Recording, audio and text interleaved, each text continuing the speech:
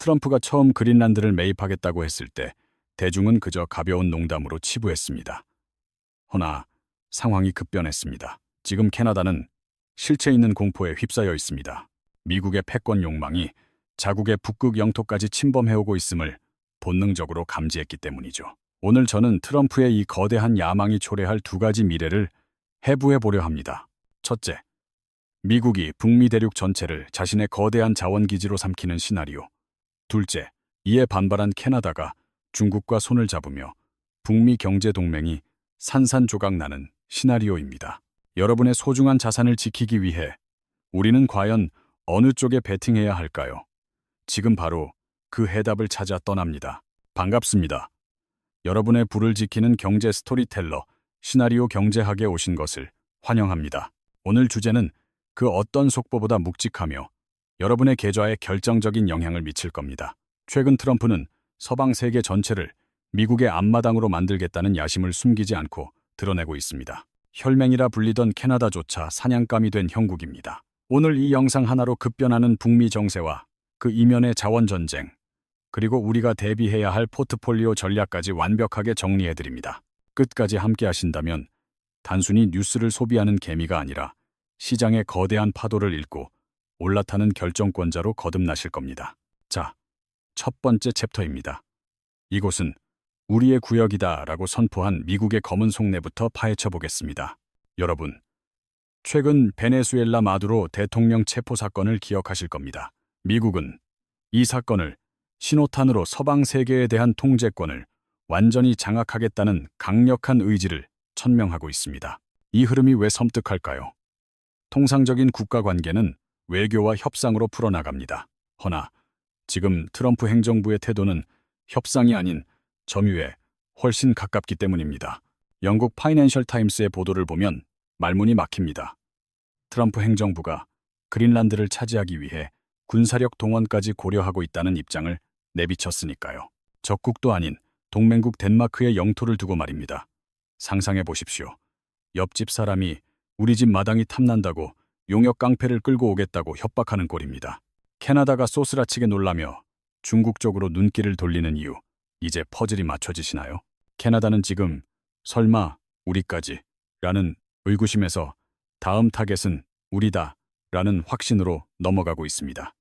핵심은 바로 북극 지역입니다.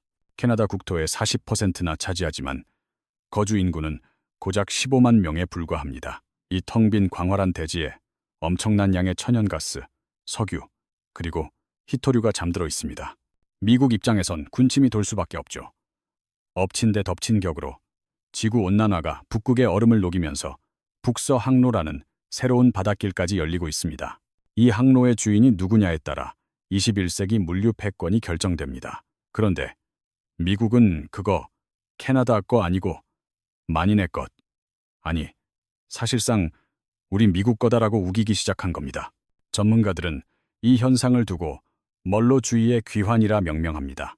과거 미국이 유럽의 간섭을 배제하며 힘을 키웠듯 이제는 중국과 러시아의 영향력을 원천 봉쇄하고 북남미 전체를 미국의 완벽한 경제, 군사적 요새로 만들겠다는 전략입니다.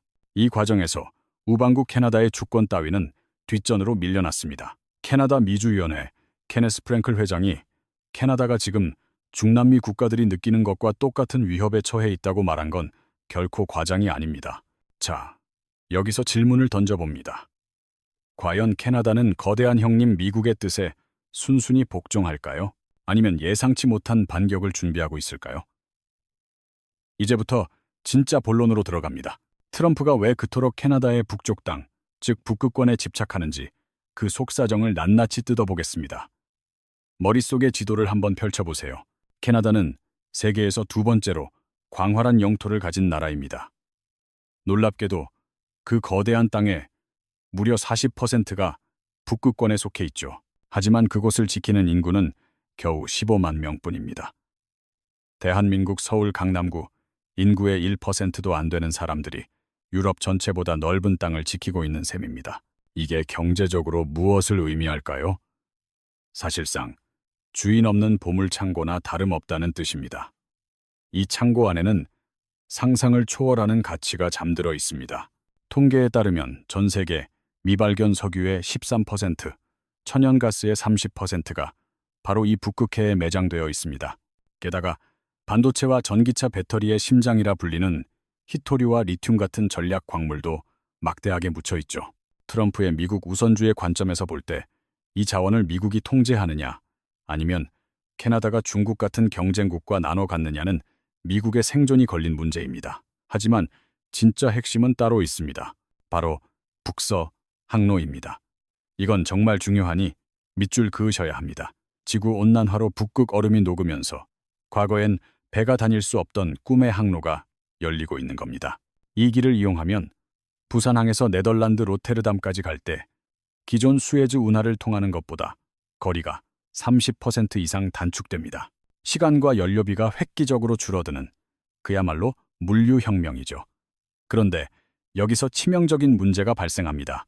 캐나다는 북서 항로는 우리 앞마당 내수이니 지나가려면 우리 허락을 받아라 라고 주장합니다. 반면 미국은 무슨 소리냐 라며 발끈합니다.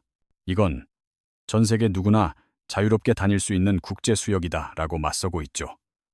트럼프 일기 때 이미 미국 정부는 캐나다의 주권을 공식적으로 부정했습니다. 만약 이 핵심 항로가 미국의 영향력 아래 놓인다면 전 세계 물류 패권은 다시 한번 미국의 손아귀에 완벽하게 들어가게 됩니다. 상황이 이쯤 되니 캐나다 정부도 비상이 걸렸습니다. 아, 미국이 우릴 더 이상 형제로 보지 않는구나. 그저 먹음직스러운 먹잇감으로 보는구나. 라고 뼈저리게 깨달은 겁니다. 그래서 나온 대책이 정말 파격적입니다. 캐나다 정부가 최근 어떤 발표를 했는지 아십니까? 현재 GDP 대비 1.3% 수준인 국방비를 2035년까지 무려 5%로 늘리겠다고 선언했습니다. 5%라는 숫자가 감이 잘 안 오시죠? 현재 전 세계에서 국방비 5% 이상을 쏟아붓는 나라는 전쟁 중이거나 언제 전쟁이 터져도 이상하지 않은 국가들 뿐입니다. 분단 국가인 한국조차 2.5% 수준을 유지하고 있습니다. 심지어 세계 최강 미군도 3%대를 씁니다. 그런데 평화의 상징 같던 캐나다가 5%를 쓰겠다는 겁니다. 이건 사실상 전시경제 체제로 전환하겠다는 선언이나 다름없습니다. 이 막대한 국방비는 어디로 흘러갈까요? 바로 북극권 방어입니다. 쇠빙선을 건조하고 북극 전용 전투기를 배치하고 감시 레이더를 촘촘히 깔겠다는 거죠. 표면적인 명분은 러시아와 중국을 막기 위해서입니다. 물론 그들도 견제 대상이겠지만 실질적으로는 자기네 앞마당을 우리의 방이라 부르며 밀고 들어오는 미국을 막아내겠다는 의지가 강하게 깔려 있습니다. 정말 아이러니한 상황입니다. 수십 년간 세상에서 둘도 없던 이웃사촌이 이제는 서로에게 총구를 겨눠야 할지도 모르는 서글픈 현실이 된 것입니다. 캐나다는 지금 자국의 운명을 건 이판사판의 도박을 시작했습니다. 국방비 폭탄을 감수하면서까지 영토와 돈을 지키겠다고 나선 건데 과연 경제가 버텨낼까요? 당연히 복지는 쪼그라들고 세금 고지서는 무거워질 겁니다. 국민들 허리띠가 끊어질 판이죠. 그런데 여기서 캐나다가 점입가경으로 더 독한 수를 둡니다. 투자자 여러분, 이 대목에서 눈을 크게 뜨셔야 합니다. 캐나다의 메시지는 명확해요. 미국 너네가 계속 조이면 우린 중국이랑 놀겠다는 겁니다. 실제로 마크 카니 총리가 다음 주 베이징행 비행기에 오른다고 기습 발표를 해버렸습니다. 무려 2017년 이후 9년 만의 일입니다. 미국 의존증을 끊어내고 중국이라는 거대 시장에 올라타겠다는 그야말로 배수의 진을 친 겁니다. 상상해보세요. 미국의 머리 꼭대기에 있는 캐나다가 중국과 깐부 동맹을 맺는다? 워싱턴 입장에서 이건 안방에 불이 난 정도가 아닙니다. 시한폭탄이 째깍거리는 거죠. 트럼프 성격에 이걸 강 건너 불구경하듯 보고만 있을까요? 천만에요. 북미 대륙은 이제 평화로운 이웃이 아니라 총성 없는 거대한 경제 전쟁터로 변모하게 될 겁니다. 여기서 핵심은 이겁니다. 캐나다의 이 위험한 줄타기가 신의 한 수가 될까요? 아니면 미국의 영린을 건드려 경제가 폭망하는 자충수가 될까요? 그리고 이 난리통에 우리 같은 개미들은 어디에 베팅해야 살아남을까요?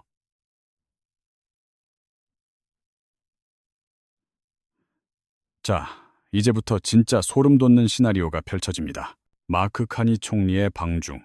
이건 단순한 악수라라 가는 게 아닙니다. 그 이면에 숨겨진 살벌한 수싸움을 읽어야 해요. 미중 관계, 지금 최악이잖아요? 그런데 미국의 혈맹이자 북미 경제의 한 축인 캐나다가 나 적진에 가서 밥 좀 먹고 올게라고 선전포고를 한 셈입니다. 미국한테는 나 이제 너랑만 안 놀아. 딴 살림 차릴 거야. 라는 이별 통보나 마찬가지죠. 머릿속으로 그림을 한번 그려보세요.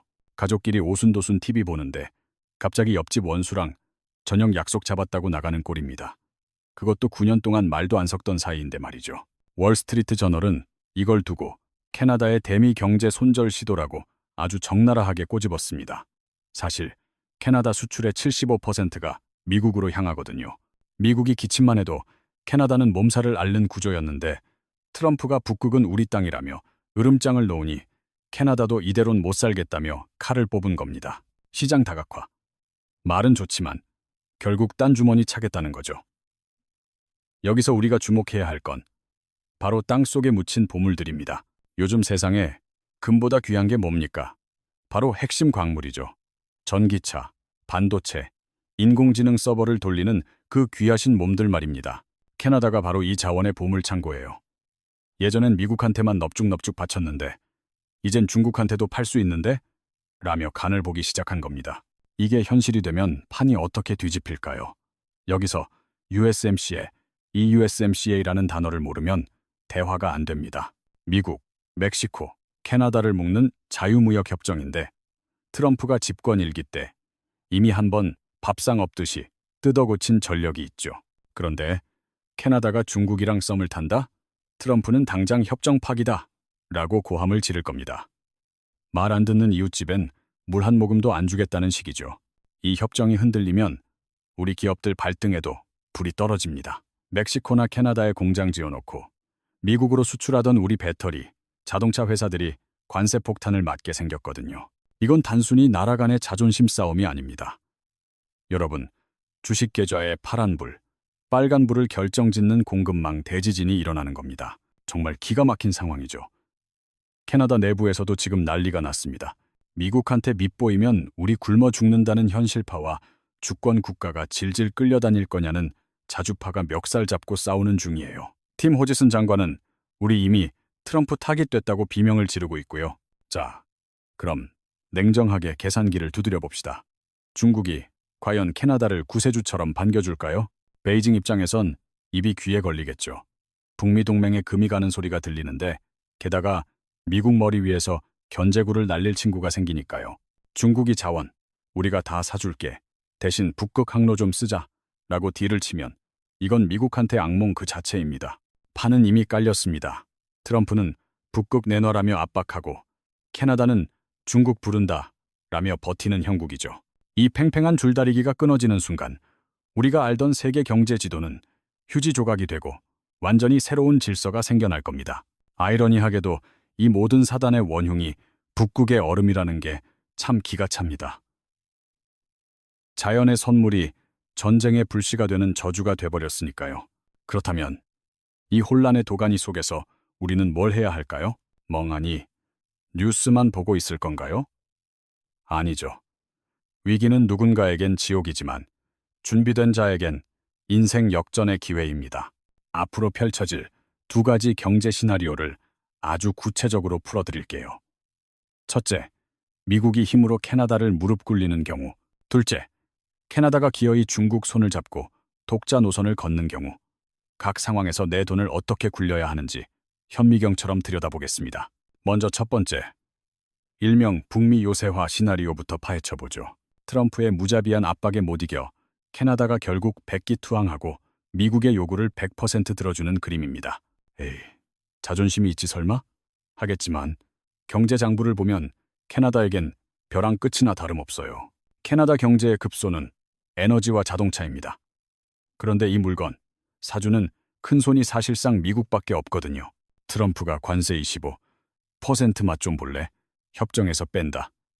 한마디만 하면 캐나다 달러는 휴지가 되고 실업자들은 거리로 쏟아져 나올 겁니다. 결국 먹고 살기 위해 자존심을 구기게 되는 거죠. 이 시나리오가 현실이 되면 세상은 어떻게 변할까요? 우선 북서 항로가 사실상 미국 앞마당이 됩니다. 캐나다가 여기 우리 바다니까 돈내 하던 걸 포기하고 미군 함정과 상선들이 제 집 드나들듯 하게 되는 거죠. 이렇게 되면 미국은 지구상에서 가장 안전하고 빠른 물류 고속도로를 독점하게 됩니다. 지정학적으로는 북쪽에서 중로를 완벽하게 가두는 성벽을 쌓는 셈이고, 투자 관점에선 슈퍼달러를 넘어선 하이퍼달러의 시대가 열리는 겁니다. 북미 대륙 전체가 달러로 돌아가는 거대한 공장이자 자원기지가 되어버리니까요. 자, 이제 실전입니다.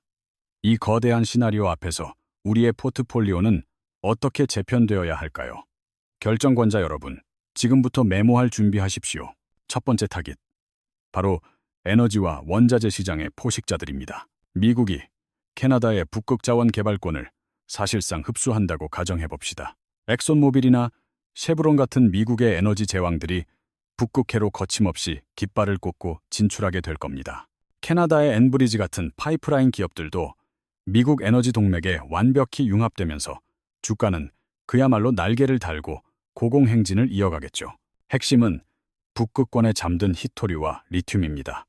이건 대중국 의존도를 0%로 만들 수 있는 꿈의 자산이죠. MP 머티리얼즈 같은 미국 광물 기업들이 이 시나리오의 최대 수혜주로 등극할 겁니다. 두 번째 키워드는 아틱 디펜스, 즉 북극 방산주입니다. 캐나다가 국방비를 GDP 5%까지 끌어올리겠다고 선언했죠. 그 막대한 예산이 어디로 향하겠습니까? 얼음을 깨부수는 쇠빙선, 혹한을 견디는 특수 전투기, 그리고 북극을 24시간 감시할 위성 통신망 구축에 쏟아 부어질 겁니다. 결국 록히드 마틴이나 노스롭 그루먼 같은 미국 방산의 거물들은 캐나다라는 초대형 큰손을 고객 리스트에 추가하게 되는 셈이죠. 세 번째, 바로 대한민국의 2차 전지 기업들입니다. 캐나다가 미국에 넘어가는데 왜 우리가 좋냐고 반문하실 수 있습니다. 정답은 공급망의 안정성에 있습니다. 미국 중심의 북미 통합 공급망이 완성된다는 건 중국산 광물을 철저히 배제하고도 배터리 양산이 가능한 완벽한 구조가 탄생한다는 뜻입니다. LG 에너지 솔루션, SK온, 삼성 SDI 같은 한국 기업들이 캐나다의 청정 광물을 공급받아 미국 본토에서 배터리를 생산하는 그야말로 완벽한 IRA 생태계가 구축되는 거죠. 이건 한국 기업들에게 압도적인 프리미엄을 안겨줄 겁니다. 하지만 결정권자 여러분, 이 장밋빛 시나리오 뒤편엔 짙은 그림자도 존재합니다. 캐나다가 자율성을 잃는다는 건 북미 물가가 철저히 미국의 입맛대로 미국의 정책에 따라 춤추게 된다는 걸 의미하니까요. 또한 미국이 에너지 패권까지 독점해버리면 자원 빈국들은 미국의 처분만 바라보며 숨죽여야 하는 슈퍼갑의 시대가 도래할 수도 있습니다. 흥미롭지 않습니까? 몇 년 전만 해도 얼음 녹으면 뱃길 열리겠네 했던 북극 이슈가 이제는 글로벌 동맹의 판을 흔들고 우리 계좌의 빨간불, 파란불을 결정짓는 핵심 변수가 되었습니다. 하지만 질문을 던져봅시다. 세상 일이 늘 강자의 시나리오대로만 흘러갑니까? 캐나다가 과연 순순히 미국의 먹잇감이 되어줄까요? 만약 캐나다가 이판사판이라는 심정으로 미국을 등지고 중국의 손을 덥석 잡는다면 상황은 어떻게 돌변할까요? 상상 그 이상, 훨씬 더 파괴적이고 혼란스러운 카오스가 펼쳐질 겁니다. 자, 다음 파트에서는 소름 돋는 두 번째 시나리오, 북미 분열과 다극화를 해부해 보겠습니다.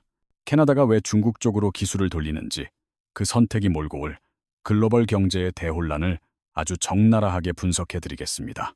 자, 두 번째 시나리오입니다. 앞선 이야기보다 훨씬 파격적이고 솔직히 투자자 입장에서는 공포 영화에 가까운 전개입니다. 제목은 북미 경제 블록의 붕괴 그리고 자원 다극화 시나리오입니다. 캐나다가 더 이상 미국의 뒷마당으로 살지 않겠다 선언하고 중국과 전략적 제휴를 맺으며 독자 노선을 걷는 그림입니다. 상상이 되십니까? 미국 정수리 위에 있는 나라가 차이나 머니로 북극 항구를 짓고 중국 오성 홍기를 단 쇠빙선이 북서 항로를 제 집처럼 드나드는 겁니다. 트럼프가 이걸 본다면 어떨까요? 아마 경노하다 못해 뒷목을 잡을 겁니다. 당장 캐나다와의 통상 단절을 선언하겠죠. USMCA는 그날로 휴지 조각이 되는 겁니다. 이 시나리오가 현실화되면 우리가 믿었던 글로벌 공급망은 그야말로 대혼돈에 빠집니다. 캐나다는 히토리와 핵심 광물의 보물창고라고 말씀드렸죠. 만약 캐나다가 이제 우리 광물, 미국 말고 중국, 유럽, 아시아에 먼저 팔겠다고 선언하면 어떻게 되겠습니까? 미국 내 전기차, 반도체 라인은 원재료가 말라 셧다운될 수밖에 없습니다. 자, 이 아수라장 속에서 결정권자인 우리는 어디에 베팅해야 할까요? 이때의 포트폴리오는 성장이 아닙니다. 철저히 생존과 희소성에 올인해야 합니다. 첫째, 실물금과 원자재입니다. 북미가 쪼개진다는 건 달러 패권의 균열이자 지정학적 리스크의 정점입니다. 시장은 본능적으로 최후의 안전자산, 금으로 피신할 겁니다. 단순히 금만 볼 게 아닙니다. 캐나다가 꽉 쥐고 있는 니켈, 구리, 우라늄 같은 핵심 원자재에 직접 투자하거나 관련 ETF 비중을 공격적으로 늘려야 합니다. 공급망 동맥경화가 오면 원자재 가격은 천정부지로 치솟을 게 뻔하니까요. 두 번째는 중립국 공급망 수혜주의입니다. 미국과 캐나다가 으르렁대고 미중 갈등이 극에 달할 때 반사이익을 챙길 나라들이 있습니다. 바로 인도, 동남아, 그리고 우리 대한민국입니다. 북미 공급망이 붕괴될 때 이를 대체할 정교한 제조 인프라를 갖춘 한국 기업들의 몸값이 재평가받게 될 겁니다. 이미 미국 내에 생산 기지를 구축한 우리 기업들이 캐나다 밖에서 원재료만 확보할 수 있다면 위기는 곧 기회, 미국 시장을 독식할 찬스가 됩니다. 셋째, 인플레이션 방어 요새를 구축하십시오. 공급망 붕괴는 필연적으로 물가 폭등을 부릅니다. 트럼프가 캐나다산 자원에 관세 폭탄을 던지는 순간 미국 물가는 통제 불능 상태가 될 겁니다. 이때는 물가 연동 채권이나 리츠처럼 인플레이션을 해지할 자산들이 여러분의 계좌를 지켜줄 방패가 됩니다. 참 아이러니하지 않습니까? 어제의 혈맹이 오늘의 적이 되고 그 싸움 때문에 내 커피값, 내 차 가격이 요동치는 세상입니다. 여기서 잠깐, 절대 놓쳐선 안 될 핵심 질문이 하나 남았습니다. 캐나다는 대체 왜 이런 위험천만한 도박을 감행할까요? 단순히 자존심 때문일까요? 아닙니다. 캐나다는 이미 판을 읽고 있는 겁니다. 세상이 미국 유일 패권 시대에서 자원을 가진 자가 룰을 만드는 자원 민족주의 시대로 넘어가고 있다는 걸 말이죠. 캐나다의 마크 카니는 골드만삭스를 거쳐 영란은행과 캐나다 중앙은행 총재를 모두 역임한 전설적인 경제 거물입니다. 그런 인물이 계산기 없이 중국행을 택했을까요? 천만의 말씀입니다. 미국이 씌워주는 안보 우산보다 자국 자원의 가치를 무기로 삼는 게 캐나다의 미래에 훨씬 남는 장사라는 냉철한 계산이 끝났을 겁니다. 결국 미래는 이 두 가지 극단적 시나리오 사이 그 어디쯤에서 결정될 겁니다. 미국이 캐나다를 무릎 꿇리든 캐나다가 마이웨이를 가든 결론은 하나입니다. 우리가 누려온 평화롭고 저렴한 공급망의 시대는 종말을 고했다는 사실입니다. 자, 이제 결론을 내릴 시간입니다. 이 거대한 지정학적 태풍 속에서 우리 대한민국 투자자들은 어디를 보고 어떻게 움직여야 할까요? 오늘 제가 제시해드린 결정권자를 위한 최종 체크리스트, 그리고 생존을 넘어 불을 거머쥔 포트폴리오 전략을 반드시 머릿속에 각인하시기 바랍니다. 가장 먼저 모니터에 띄워야 할 건 바로 루니, 즉 캐나다 달러의 환율 차트입니다. 이 그래프가 아래로 곤두박질 친다. 그건 시장이 이미 북미 경제 동맹의 균열을 감지하고 비명을 지르고 있다는 확실한 증거죠. 미장뿐만 아니라 전 세계로 자산을 흩어놓은 분들이라면 캐나다 환율의 움직임이 곧 트럼프 행정부의 악력 측정기가 되어줄 겁니다. 돈의 흐름은 거짓말을 못하니까요. 자, 다이어리를 펴시고 2026년 7월 1일에 빨간 동그라미를 치세요. 운명의 날입니다. 트럼프에게 이 날짜는 단순한 검토일이 아닙니다. 캐나다와 멕시코의 무릎을 꿇리기 위해 장전된 아주 강력한 협상 카드의 유효 기간이죠. 디데이가 카운트다운에 들어갈수록 북미의 깃발을 꽂은 현대차, 기아는 물론이고 배터리 공장 세우느라 천문학적인 돈을 쏟아부은 LG엔솔이나 SK 같은 기업들의 주가는 롤러코스터를 타게 될 겁니다. 하지만 쫄지 마세요. 난세가 영웅을 만든다고 위기 뒤엔 항상 대박의 기회가 숨어 있으니까요. 극적인 화해 모드가 조성되거나 캐나다 형님, 북극은 너 가지세요 하고 납작 엎드리는 순간 짓눌렸던 주가는 용수철처럼 튀어오를 겁니다. 그때를 대비해 핵심 광물 ETF나 자원 개발주를 미리 스터디해두는 센스가 필요하죠. 캐나다가 중국에 윙크를 보내고 트럼프가 핏대를 세우는 진짜 이유? 복잡한 거 없습니다. 결국 땅속 깊이 묻힌 돈 되는 돌덩어리들 때문이에요. 공급망이 박살날수록 리튬, 니켈, 우라늄 같은 자원들의 몸값은 천정부지로 솟구칠 수밖에 없거든요. 특히 캐나다는 원자력 기술과 우라늄 매장량에서 타의 추종을 불허하는 찐 부자 나라입니다. 에너지 패권 전쟁터에서 우라늄은 이제 제2의 검은 황금입니다. 지금 돌아가는 판세는 19세기 멀로주의의 부활이자 자원 국수주의의 끝판왕을 보여주고 있는 셈이죠. 미국과 캐나다는 혈맹이니까 알아서 잘 풀리겠지. 캐나다의 리더십이 베이징행 티켓을 끄는 그 순간부터 우리가 믿었던 북미 불패의 공식은 산산조각 났습니다. 자, 가슴에 손을 얹고 자문해보세요. 내 계좌는 이 공급망 대지진을 버텨낼 맷집이 있는가? 확신이 없다면 지금 당장 포트폴리오를 뜯어 고쳐야 합니다. 자원, 에너지, 그리고 안보. 이 세 가지가 여러분의 계좌를 지켜줄 방탄조끼가 될 테니까요. 오늘 우리는 트럼프의 야수 같은 본능과 벼랑 끝에 몰린 캐나다의 생존 게임, 그리고 그 난장판 속에서 돈 벌 기회를 포착하는 법까지 탈탈 털어봤습니다. 북극의 얼음이 녹으면서 열리는 건 뱃길만이 아닙니다. 누군가에게는 벼락부자가 될 기회가, 준비 안 된 자에게는 쪽박의 신호가 동시에 켜지고 있는 거죠. 시나리오 경제학은 앞으로도 이 살벌한 글로벌 머니 게임의 현장을 현미경처럼 들여다보겠습니다. 오늘 이야기가 뼈가 되고 살이 됐다면 구독과 좋아요, 알림 설정으로 응원해주세요. 혹시 내 포트폴리오는 괜찮을까? 궁금하거나 하고 싶은 말이 있다면 댓글창에 시원하게 남겨주세요. 제가 하나하나 읽어보고 다음 영상에서 속 시원하게 긁어드리겠습니다. 여러분의 잔고를 지키는 가장 확실한 생존 전략, 시나리오 경제학이었습니다. 끝까지 함께 해주셔서 감사합니다. 다음 시간엔 더 날카롭고 깊이 있는 분석으로 돌아오겠습니다.